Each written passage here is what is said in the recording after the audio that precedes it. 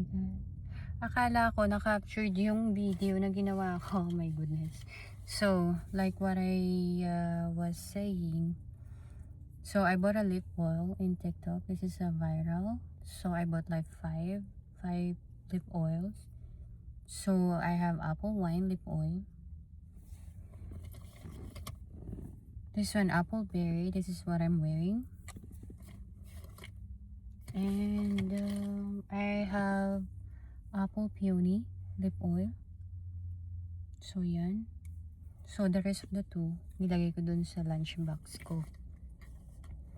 Para kapag feel ko maglagay, so, meron akong lip oil na naka-ready.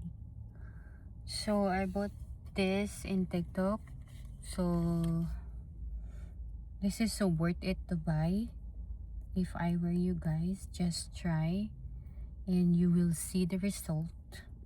And sobrang love na love ko ang lip oil.